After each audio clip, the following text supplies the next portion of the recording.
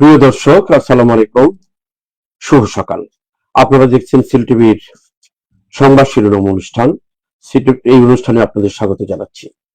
প্রিয় দর্শক, আজকে আমাদের সাথে সংবাদ বিশ্লেষণে আছেন বাংলাদেশ বেতারের জ্যেষ্ঠ সাংবাদিক এম এ রহিম। রহিম ভাই, আপনাকে স্বাগত জানাচ্ছি। আপনাদেরকে স্বাগত এবং সিল টিভির সকল দর্শকদেরকে স্বাগত জানাচ্ছি। অনেক অনেক ধন্যবাদ। অনুষ্ঠানটি পরিকল্পনায় আছেন শেখ নুরুল ইসলাম আর লতিফিয়া হোমিও কমপ্লেক্সের সৌজন্যে আজকে অনুষ্ঠানটি সম্প্রচারিত হচ্ছে। এর প্রতিষ্ঠাতা ডাক্তার আইবুর রহমানকে কৃতজ্ঞ জানাচ্ছি। হোমিও কমপ্লেক্সের ঠিকানা ৭১ সপ্রিল মির্জা জঙ্গাল, সিলেট। প্রিয় দর্শক, যথারীতি আজকেও আমাদের স্টুডিওতে, সিল টিভি স্টুডিওতে 3টি পত্রিকা এসছে।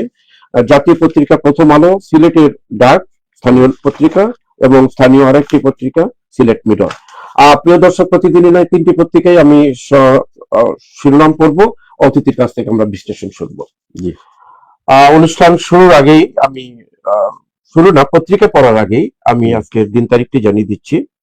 আজ বুধবার 21 জানুয়ারি 2026, 7 মাঘ 1432 বঙ্গাব্দ, 1 শাবান 1447 হিজরি। প্রথমেই নির্বাচনী খবর দিয়ে সাজিয়েছে প্রথম আলো জাতীয় পত্রিকা, সেটাই আমি পড়ে শোনাচ্ছি। শীর্ষস্থানীয় নেতারা কে কোন আসনে লড়ছেন, বিশেষ করে ঢাকার আসনের কথা বলা হয়েছে। এখানে বিএনপির প্রধান নেতা তারেক রহমান ঢাকা 17 ও বগুড়া 6, জামাতের আমির শফিকুর রহমান ঢাকা 15, এনসিপির প্রধান নেতা নাহিদ ইসলাম ঢাকা 11। তাদের 3 জনের ছবি সহ খবরটি সুন্দরভাবে আসছে। প্রতিদ্বন্দ্বিতায় 1,500-এর বেশি প্রার্থী, জাতীয় নির্বাচন, প্রার্থিতা প্রত্যাহারের সময় শেষ, আজ প্রতীক বরাদ্দ, আগামীকাল থেকে আনুষ্ঠানিক প্রচার শুরু। বিএনপির থেকে একটা সুন্দর একটি নির্বাচনী একটি ইস্তাহারের মতো, এটা যদিও সরাসরি এটা ইস্তাহার না, একটি আগাম একটা আশার বাণী শুনিয়েছেন। ফ্যামিলি কার্ড, কৃষক কার্ড সহ 8 খাতে বিশেষ পরিকল্পনা বিএনপির, জনবান্ধবমূলক কথা প্রত্যেকটি কথাই। যেসব পরিকল্পনা তার একটি ছোট্ট একটা অংশ তুলে ধরা হয়েছে এখানে। পারিবারিক 2,500 টাকা নগদ সহায়তা, কৃষক কার্ডের মাধ্যমে ন্যায্য মূল্যে সার, বীজ, কীটনাশক, 1 লাখ স্বাস্থ্যকর্মী নিয়োগ, 80% নারী, স্বাস্থ্য কেন্দ্র থেকে 24 ঘন্টা বিনামূল্যে ঔষধ, বড় রোগে স্বল্প মূল্যে চিকিৎসা। সুন্দর সুন্দর পরিকল্পনা। এটা আমার মনে হয় পড়ার আগে এই খবরগুলোকে একটু বিশ্লেষণ সবচেয়ে ধন্যবাদ আপনাকে। আসলে প্রথম লিড নিউজ হচ্ছে প্রতিদ্বন্দ্বিতা 1,500-এর বেশি প্রার্থী। গতকালকে শেষ দিন ছিল, তাদের মনোনয়নপত্রের তোলানামা ইত্যাদি। গতকালকে শেষ দিন ছিল। মোটামুটি সারা দেশেই একটা নির্বাচনী আবহ তৈরি হয়েছে এবং আজকে প্রতীক বরাদ্দ হচ্ছে কিছু সময়ের মধ্যেই। না, বিএনপির এই কথাটি, এই যে বিষয়টা ফ্যামিলি কার্ড, কৃষক কার্ড, এগুলো হচ্ছে কি এটা আন্তর্জাতিক স্ট্যান্ডার্ডে আমার মনে হয় আগামীতে বিএনপি বিভিন্ন বিশেষায়িত বিভিন্ন কর্মসূচি গ্রহণ করছে। আর এইভাবে না হলে যারা সুবিধাভোগী তারা সব ধরনের রাষ্ট্রীয় সেবা নিয়ে নেয়। এই জন্য কার্ড ভিত্তিক হলে আপনি ওই খাতওয়ারি সেবা পাবেন।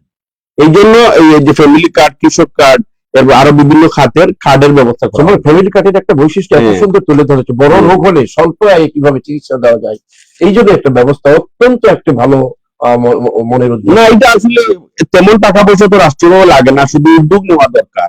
কারণ মানুষ গ্রামাঞ্চলে বিভিন্ন পর্যায়ে জানেন স্বাস্থ্য সচেতনতা এবং অল্প ঔষধের জন্য অনেক লোকের জীবনহানি পর্যন্ত ঘটে যাচ্ছে, কেউ খুঁজি আমরা রাখছি না। এই জন্য রাষ্ট্রীয়ভাবে যে তাদেরকে একটা সেবার আওতায় আনা হচ্ছে, এটা আমি অনেক খুব ভালো। এবং মানুষের যে রাষ্ট্রের প্রতি তার একটা আন্তরিকতা, মানুষের আশায় বুক বেঁধে আছে, কিন্তু সেটাই রাষ্ট্রের নাগরিক হিসাবে তাদের রাষ্ট্রীয় সরকারিভাবে গুরুত্বর মধ্যে আওতায় আসা উচিত। না তো অনেক মানুষ মানসিক টেনশনেও বিভিন্ন ধরনের বিপদের মধ্যে পড়ে যায়। অনেক ভালো খবরের মধ্যে আরেকটি খবর আছে, রাজনীতি যেটা হয়ে থাকে, মনোনয়নপত্র প্রত্যাহারের শেষ দিনেও সরলেন না বিএনপির বিদ্রোহীরা। কিছু বিএনপির বিদ্রোহীরা আসলে ওই যে হচ্ছে না, এটা তো তার নাগরিক অধিকার হিসাবে যদি সে প্রত্যাহার না করে জোর করে পালন থেকে তখন করার কিছু করা থাকে। অনেক ধন্যবাদ। আমি আরো হতেও পারে চেষ্টা করছি। 5 লাখ স্নাতকধারী বেকারকে বিনা সুদে ঋণ দিবে জামাত, নির্বাচনী একটি তাদের একটা। না, এটা তো এটা সুন্দর এখানে ছোট কিছু বিশ্লেষণ করা আছে খবরটি। যেসব পরিকল্পনা, 1 লাখ শিক্ষার্থীর জন্য মাসিক 10,000 টাকা করে সুদমুক্ত শিক্ষা ঋণ, দীর্ঘমেয়াদী ভ্যাট নামানো হবে 10%, আর স্মার্ট সোশ্যাল সিকিউরিটি কার্ড চালু হবে। 3 বছর শিল্পে গ্যাস, বিদ্যুৎ ও পানির মাসুল বাড়ানো হবে না। এটা অবশ্য একটা কঠিন এই শব্দটা। না কঠিন। আর দ্বিতীয় হচ্ছে কি, এটা তো 10 লাখ শিক্ষার্থীর জন্য মাসিক 10,000 টাকা কোনো ব্যাপার নেই। শুধুমাত্র ঋণ দেওয়া হবে। এটা এটা খুবই সহজ। ফেরতযোগ্য টাকাটা ফেরত দিতে হবে। কিন্তু যে গ্যাসের মূল্য বাড়ানো যাবে না, এটা কিন্তু অত্যন্ত বড় মাপের একটি কথা। যদি এটা হয় তাহলে জনগণের একটা সার্থকতা এসে যাবে। সার্থকতা আসবে। আরো কিছু কি, আমাদের দেশে গ্যাসের স্বল্পতা দেখা দিয়েছে, এর মধ্যেও যে এই পরিকল্পনাটা তারা এটা ইস্টার একটা দিচ্ছে, কঠিন পরিকল্পনা বলে আমরা মনে করি। এটা যদি সার্থক হয় তাহলে প্রকৃতপক্ষে জনগণ উপকৃত হবে। উপকৃত হবে। জি। আমি আরো কিছু পত্রিকার খবর পড়ে শুনাই, তারপর অতিথির কাছে বিশ্লেষণ শুনবো। নিহতের শরীরে 9টি আঘাতের চিহ্ন, অর্থাৎ সেই র্যাবের কর্মকর্তা জঙ্গল সলিমপুরে সমন্বিত অভিযানের পরিকল্পনার সময় যিনি নিহত হয়েছিলেন র্যাব কর্মকর্তা, তার শরীরে দেখা যায় 9টি আঘাতের চিহ্ন। এটা আসলে আমরা কোনো প্রত্যাশা করতে এখনো পারি কিন্তু না। মানে যে গুলি করে মারা হলো না আঘাত করে মারা হলো, এটা কিন্তু এখনো আসেনি। পরে বিশ্লেষণ শুনবো। আরো কিছু খবর পড়ে শোনানোর চেষ্টা করছি। নির্দেশিকার নামে ভাড়া বৃদ্ধির আয়োজন। 70 লাখ টাকার 1275 বর্গফুটের ফ্ল্যাটের ভাড়া নেওয়া যাবে মাসে 87,500 টাকা। আইনে 1 মাসের ভাড়া অগ্রিম নেওয়ার সুযোগ। উত্তর সিটির নির্দেশিকায় 1 থেকে 3 মাসের কথা বলা হয়েছে। অর্থাৎ অযাচিত ভাবে ভাড়া বৃদ্ধি করে, এটা নিয়ে সংবাদ। আসলে ভাড়া সিস্টেমটা তো প্রাইভেট সেক্টরের। এটা আমি বলবো এই সেক্টরে একটা বিশৃঙ্খলা চলতেছে। মানুষ মনে হয় শহরে যারা জীবনযাপন করেন তারা মানে কোনো ধরনের শৃঙ্খলার মধ্যে নাই। যারা বাড়ির মালিকরা যত্রতত্র নীতিমালা আসছে, এটা একটা ভালো। এটা সত্যিকারের নীতিমালা আসা উচিত। অনেক ধন্যবাদ রহিম ভাই। আমরা শেষ পৃষ্ঠায় একটু আসি। শেষ পৃষ্ঠায় জাতীয় পত্রিকার রাতের শেষ ট্রেনেও ভিড়, সময় বাড়ানোর দাবি। বিশ্লেষণ করবেন এটা। রোদ পোহানোর উৎসব, এটা একটি মানে অভিনব একটা অভিনব। এটা শুনেন, আমরা ওই যে ফিরে চলো মাটির টানে, বিষয়টা হচ্ছে কি শুধু ঔষধ দিয়ে রোগ সারানোর চেয়ে আমরা প্রাকৃতিক উপায়ে আমরা রোগ যাতে না হয় এই ধরনের অনেক ধরনের আমাদের ঐতিহ্যগত সিস্টেম রয়েছে। আমরা তো সবাই এখন আর রোদের তো আটকাই করি না, অথচ একটা গাছ ফল কিছুই হয় না সূর্যের আলো ছাড়া। সূর্যের আলো সকল প্রাকৃতিক শক্তির উৎস হলো সূর্যের আলো। এই যে মানব দেহে সূর্যের আলো লাগলে, বিশেষ করে সকালের সূর্যের আলোটার মধ্যে ভিটামিন ডি এর যে ঘাটতি আমাদের শরীরে যে নানা রোগের একটা সমারোহ হচ্ছে, এই জন্য সকালবেলায় যে সূর্যের আলোটা সবাই পোহানো উচিত এবং অন্যদিকে হাঁটার পরিচর্যা বাড়াতে হবে। এই ছবিটি আসছে রাজশাহী নিউ গভর্নমেন্ট কলেজের বাংলা বিভাগের শিক্ষক। তারা জ্ঞানী মানুষ হয়ে জাতির সবাইকে দেখানোর জন্য এটা করছে। রোদ নিচ্ছে এবং ভিটামিন ডি পাচ্ছে, তা আপনার বক্তব্য অনুযায়ী এটা বিজ্ঞানসম্মত অবশ্যই। আরো খবর, রেলের জায়গা ও জলাধার দখল, এই দখল যেন শেষ হচ্ছে না। আদানির বিদ্যুৎ সহ অনেক চুক্তিতে অনিয়ম। আমি আরেকটা বিষয় আপনার একটা দর্শকদের দৃষ্টিপাত করতে যাচ্ছি, রাতের ট্রেনও ভিড়, সময় বাড়ানোর দাবি। অবশ্যই মূল বিষয়টা হচ্ছে কি, এই যে যত্রতত্র গাড়ি, যানজট, মানবজট শহরের মধ্যে, আমি মনে করি, আমি ইভেন ক্যালকাটাতেও দেখে আসছি, রাস্তার পাশ মধ্য দিয়া ওই বৈদ্যুতিক ট্রেন আছে, 10 পয়সা 20 পয়সা দিয়ে আপনি গোটা শহর ঘুরতে পারবেন। মাত্র 10 পয়সা 50 পয়সা আপনি ঘুরতেই পারবেন।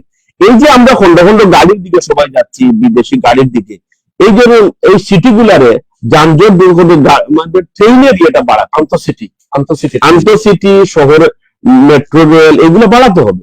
ইভেন আমাদের যে বর্ডার সীমান্ত এলাকায় ওই পর্যটকরা যাতায়াতের অসুবিধা, অনেক পর্যটকরা আজকে যাচ্ছেন না, এই রাস্তাঘাট খারাপ। যদি ট্রেন থাকতো, মানুষ হাজার হাজার লক্ষ লক্ষ লোক কিনা হতো পর্যটনে আসা দেওয়া। আন্তঃসিটি তো অনেক পরের ব্যাপার। এই যে ট্রেনের লাইনে যদি আরো ট্রেনের ব্যবস্থা বেশি করে আরো যদি বাড়ানো হতো, তাহলে জনগণ কিন্তু ট্রেন মধ্যে সাশ্রয়ী, নিরাপদ, স্বাস্থ্য বান্ধব, পরিবেশ বান্ধব এবং সরকারের একটা বিশাল একটা আয়ও বাড়বে।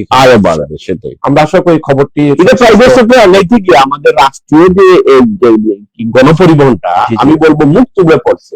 আমি আগামী গভর্নমেন্ট আসলে আমি দাবি জানাচ্ছি যে এটার যে স্পেশাল ব্যবস্থা নিয়ে এটাকে জনবান্ধব করা উচিত। জনবান্ধবী, জনগণের যে ভোগান্তি থেকেও তখন রেহাই পাবে। সেটাই। অনেক অনেক ধন্যবাদ। জাতীয় পত্রিকা শেষ করে আমরা স্থানীয় পত্রিকার দিকে আসি। আমাদের স্থানীয় দুটি পত্রিকা আছে আমাদের হাতে। সিলেটের ডাক, এটা সিলেটের জাতীয় পত্রিকা বলা যায়, মানুষের মুখে মুখে বলা। সিলেটের ডাকে যে খবরগুলো পরিবেশন করা প্রচারিত ডাক, জাতি দিশেহারা হলে পথ দেখাবে জুলাই স্মৃতি জাদুঘর প্রধান উপদেষ্টা। মৌলভীবাজারে জামাত প্রার্থীর মনোনয়ন প্রত্যাহার ঠেকাতে অবরুদ্ধ করে রাখলেন জনতা। বিচারক কামাল উদ্দিনের মৃত্যুতে সিলেট বিচার বিভাগ গভীরভাবে শোকাহত। স্মরণ সভা ও দোয়া মাহফিলে দায়রা জজ। লিবিয়ায় প্রবাসীকে অপহরণ করে মুক্তিপণ আদায়, সিলেটে যুবক গ্রেপ্তার। দেশ জাতীয় সমাজের উন্নয়নে সাবেক প্রধানমন্ত্রী খালেদা জিয়া অসংখ্য অবদান রেখে গেছেন। খন্দকার মুক্তাদির জনশক্তিকে প্রায় এই ধরনের কথাগুলো, সুন্দর সুন্দর কথা বলে। উনি খুব গবেষণা করে, মানে কথাবার্তাগুলো শিক্ষণীয় কথা। সিলেট প্রেস ক্লাবের সংবাদ সম্মেলন উনি একটা কথা বলেছিলেন, একটা কথা বলে থাকি যে আমি জিয়াউর রহমানকে খুব একটা বেশি সময় পাইনি, আমি খালেদা জিয়াকে দীর্ঘদিন পেয়েছি। খালেদা জিয়াকে আমি অনেক স্টাডি করেছি। সেদিন সিলেট চেম্বার অফ কমার্স এর অনুষ্ঠানে আমিও ছিলাম। অনুষ্ঠানে খুব সুন্দর সুন্দর কথা বলেছেন বেগম জিয়া সম্পর্কে। সিলেট প্রেস ক্লাবের সংবাদ সম্মেলন, দক্ষিণ সুরমায় রাজনৈতিক প্রভাব খাটিয়ে প্রবাসীর জমি দখলের অভিযোগ। আরো খবর এটা পড়েছি, ছাতক দরাবাজার ধানের শীষের বিজয় নিশ্চিত করতে মিলন মিজান এক বলছে, একটা ভালো দিক। সিলেট প্রেস ক্লাবের সংবাদ সম্মেলন, গোলাপগঞ্জে ব্যবসায়ীকে মিথ্যা মামলায় হয়রানির অভিযোগ। প্রথম পৃষ্ঠা শেষ পৃষ্ঠায় দুটি পড়েছি। আর বিশ্লেষণের জন্য আপনার কাছে আবার আসছি, যে ইম্পর্টেন্ট যেটা বিশ্লেষণ করার। আজকে বিষয়গুলোর মধ্যে আমার সবচেয়ে মনোযোগ আকর্ষণ করছে সেটা হচ্ছে যে আমাদের তারেক রহমান সিলেট সফরে আসছেন। হ্যাঁ, আজকেই আসবেন উনি। যে কাজটা করে যেতে চান, উনি রাজনৈতিক শিক্ষার্থীদের সাথে দেখা যায় আলাদাভাবে মত বিনিময় করে উনাদের কিভাবে উনাদের উন্নত করা যায় এটার জন্য মনে বিভিন্ন অভিজ্ঞতা শেয়ার করবেন। উনি উনার যে দক্ষিণ সুরমা শিলামে উনার শ্বশুর বাড়িতে যাচ্ছেন উনি। অন্যদিকে আগামীকাল আমাদের যে ঐতিহাসিক আলিয়া মাদ্রাসার মাঠে এটা বিশাল একটা জনসভা হবে বলে পত্রিকান্তরে আমরা দেখলাম। তো মূলত বিএনপির নেতা কর্মী সমর্থক সবার মধ্যে একটা উৎসাহ উদ্দীপনা, ইভেন আমাদের সিলেট সুনামগঞ্জ বা আমাদের অঞ্চলের জনসাধারণের মধ্যে একটা ব্যাপক উৎসাহ উদ্দীপনা এই সেন্সে যে মানে তারেক রহমান, জিয়াউর রহমানের জ্যেষ্ঠ সন্তান হিসাবে যে উনি ম্যাডাম খালেদা জিয়ার মতো করে নির্বাচনী যে প্রচার কার্যক্রমটা সিলেট থেকে শুরু করছেন।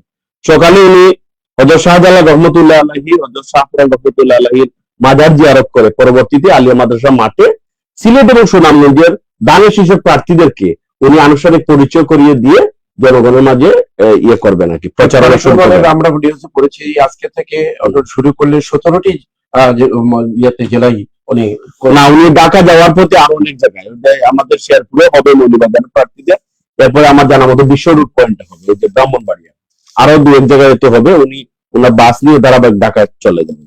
সিলেটে গণভোটের প্রচারণায় ভোটের রিক্সা কার্যক্রমের উদ্বোধন। ভোটের রিক্সা, ভোটের গাড়ি রাষ্ট্রীয়ভাবে প্রচারণার একটা তারা একটা কি বলে মোবাইল সিস্টেম চালু করেছেন। এটা সরকারের একটা দায়িত্ব। এই যে গণভোটটা আমাদের যে আগামী দিনের দেশ গঠনের একটা পরিকল্পনা সম্বলিত, এই যে 12ই ফেব্রুয়ারিতে আমাদের যে জাতীয় ভোট হবে, এই ভোটের সাথে দুইটা ব্যালট থাকবে। এই ব্যালটে একটা ব্যালটে ওই যে গণভোট, যেটা হা না ভোট দেবেন আমরা সবাই, জনগণে দিবেন।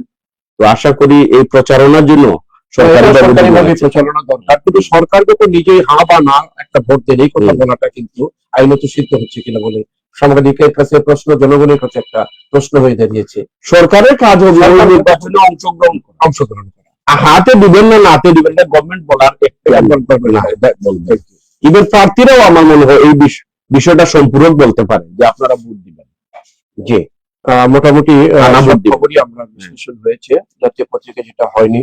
এখানে সিলেট প্রেস ক্লাবের সংঘর্ষ, একটা গোলাপগঞ্জ ব্যবসায়ীকে মিথ্যা হামলা হয়রানির অভিযোগ। মিথ্যা হামলা, মিথ্যা হয়রানি, ভুয়াভাবে অনেকে আসামি করা, এগুলার আসলে আমি মনে করি যে এটার একটা নীতিমালা হওয়া উচিত। যে কেউ মনে চাইলে এগুলোর নাম আমি ঢুকাই দিলাম, আবার বললাম চার্জশিটে আপনাকে বাদ দিয়ে দেবো, এটা কেমন কথা? যে কোনো জিনিস আপনি করবেন বুঝে শুনে করবেন, না হইলে ইনকোয়ারি সাপেক্ষে মামলায় এফআইআর করা হোক।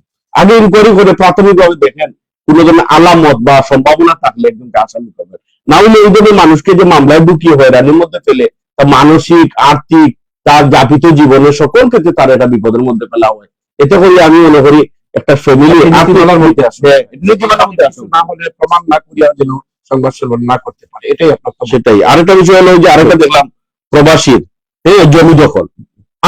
আমার জানা মতে এই সিলেট শহরে আমার প্রবাসীরা আমাদের এমনিতে যোদ্ধা, কিন্তু আজকে অনেকে আত্মীয় স্বজনে তার জমি দখল করে ফেলছেন, তার বাড়ির বিটা দখল করে ফেলছেন।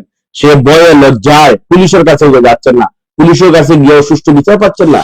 এইগুলার আগামী দিনে সত্যিকারে আমাদের প্রবাসীদেরকে দেখেন এইবার তার ভোটাধিকারে অংশগ্রহণের একটা ব্যবস্থা করা হয়েছে। আমি এটা উদ্যোগ নিয়ে আমি সেলুট জানাই, সরকারকে ধন্যবাদ জানাই। আপনার পাশাপাশি মধ্যে দিয়ে আমরা এই পত্রিকা শেষ করবো।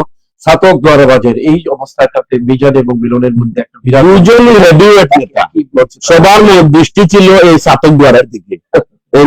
মিজান ভাই আমার ক্লাসমেট, যাই হোক আজকে যে দেখেন উনি ত্যাগ স্বীকার করে মিলন সাহেবকে যে উনি সব মানে সমর্থন দিয়েছেন, মানে তারেক জিয়ার উনি পরামর্শের প্রেক্ষিতে, এটা আমি মনে করি ছাতক দ্বারাবাসীর জন্য একটা শুভ সংবাদ যে মাঠ পর্যায়ে সুন্দর ভোটটা ইনশাল্লাহ দিতে পারবেন। অনেক অনেক ধন্যবাদ রহিম ভাই। আমাদের আরেকটি স্থানীয় পত্রিকা আমাদের হাতে আছে, যে সিলেট মিরর।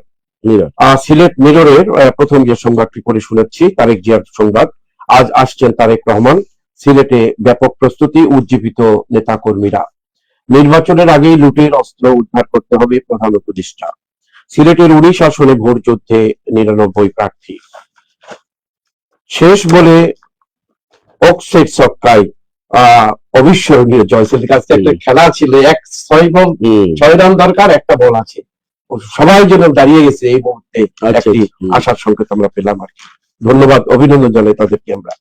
গত 3টি নির্বাচন প্রহসনমূলক ছিল, ধর্মীয় থাকবে এবছর খবরটি লিখেছেন।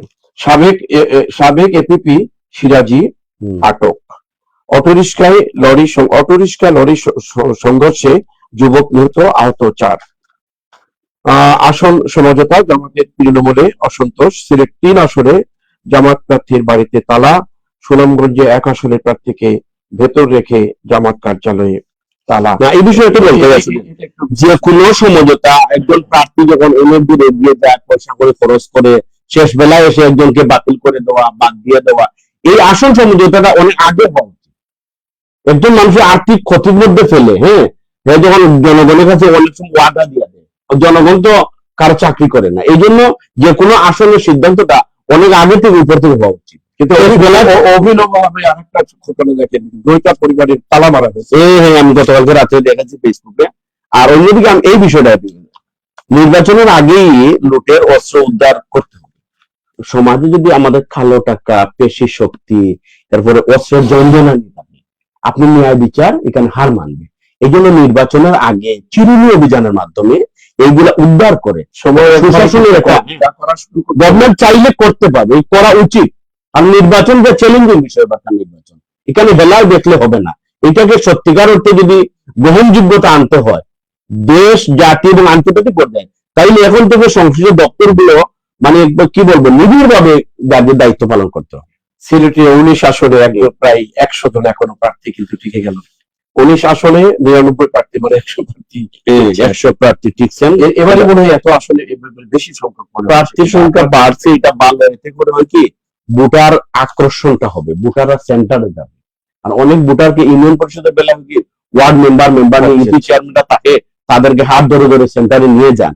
কিন্তু জাতীয় নির্বাচন প্রার্থী বেশি থাকলে ভালো, এটা গণতন্ত্রের জন্য, যার প্রার্থীর জন্য তো সেটাই। এই জন্যই অনেক রহিম ভাই শেষ পৃষ্ঠায় আরো একটা খবরের বিশ্লেষণের জন্য, শেষ পৃষ্ঠায় কোনটা দিয়ে শেষ করতে চাচ্ছেন বলেন তো? আমরা শেষ করতে চাচ্ছি একটা খেলার খবর দিয়ে, এটা শেষ করেছি। শেষ ওভারে রাজশাহীকে হারিয়ে ফাইনালে চট্টগ্রাম, এটা তো একটা খেলার খবর। আর ওই যে জুলাই জাদুঘর, যেটা এটা আমাদের গণভবনটাকে জাদুঘরে রূপান্তর করা হচ্ছে। গতকালকে মানে প্রধান উপদেষ্টা আরো রাজনৈতিক ব্যক্তিবর্গ ওনারা পরিদর্শন করেছেন। এটা আমার মনে হয় খুব সহসা মনে হয় এটার কাজ শেষ হয়ে যাবে।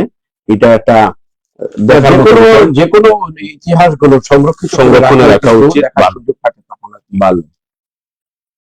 এদিকে তারেক রহমানের যে আগমনে জমিয়তের প্রচার মিছিল, তারা ওই যে বিএনপি জমিয়ত জোট হয়ে কাজ করছেন। আর আমাদের জোটের শিকারী তো জামাতের দক্ষিণ সেটা জামাত, আর এটা জমিয়তে উলামায়ে ইসলাম বিএনপির সাথে আছে এবং এই আসন সমঝোতা আগেই হয়ে গেছে।